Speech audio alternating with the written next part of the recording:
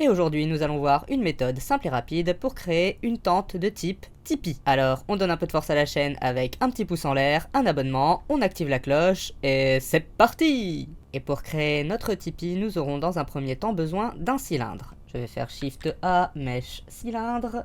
Maintenant, je passe en mode Edit. Je vais faire un S et je vais faire Shift Z pour exclure l'axe Z. Maintenant, je passe en mode Edit.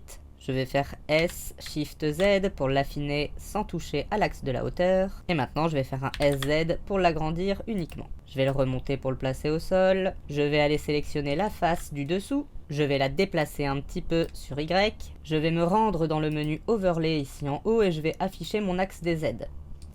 Maintenant, je vais simplement déplacer un petit peu ici sur l'axe des X et je vais la ravancer également un peu sur Y. Le but étant de la décentrer. À partir de là, je vais tout resélectionner et je vais utiliser l'outil Spin. Ici, dans ces réglages, je vais lui mettre 5 parce que c'est très bien pour le nombre de piquets et on va faire Use Duplicate. Et on va bien le faire sur l'axe des Z. Et maintenant, je vais simplement faire pivoter ici mon pilier. Une fois que j'ai mes 5 piliers, je vais pouvoir repasser en mode objet. Et comme on peut le voir, ici, on a bien des piliers qui ne se croisent pas. Maintenant, on va faire la toile. Pour faire la toile, on va ajouter un nouveau cylindre dans la scène. Shift A, mèche cylindre. On va passer en mode edit. Je vais utiliser l'outil de transform.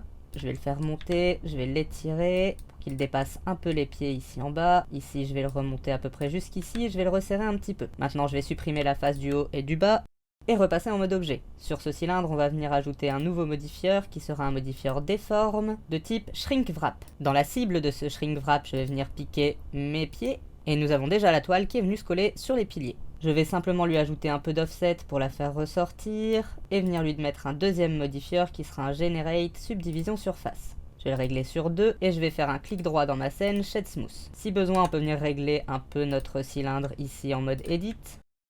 Je vais également lui mettre quelques découpes dans la hauteur avec CTRL R pour améliorer un peu le nombre de faces et donc la façon dont elles vont se coller. Ça me paraît pas mal, je vais peut-être réduire un peu l'offset ici. Et maintenant, je vais appliquer mon Shrink Wrap. Soit je fais Shift A en ayant le curseur sur le modifieur, soit je vais dans le petit menu et je fais Apply. Maintenant, je vais repasser en mode Edit. Et ici en bas, je vais venir faire l'entrée de mon Tipeee. Je vais donc ajouter quelques découpes, sélectionner les faces qui sont ici, venir faire une insertion avec I. Et pour la suite, il faut avoir la donne Loop Tool d'activer. Je vous conseille d'aller dans les préférences le faire.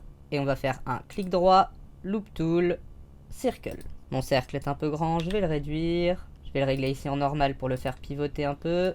Et je vais simplement supprimer les faces. Et si maintenant je repasse en mode objet, j'ai bien un Tipeee. Et voilà, maintenant vous savez comment utiliser le Shrink Wrap ainsi que l'outil Spin pour créer en quelques clics un Tipeee parfait.